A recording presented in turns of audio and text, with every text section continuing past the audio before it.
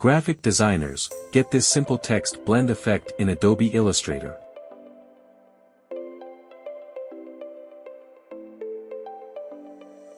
OK, give your text a fill and a stroke from Swatches panel. Then copy that text and change the colors of the fill and stroke.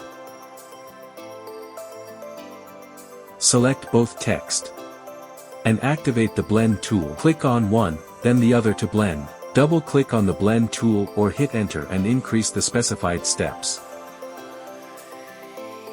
Select both with the direct selection tool and align through the horizontal center. Select the top one with the direct selection tool and hit Command and 2 to lock. Then select the back text and stretch it out.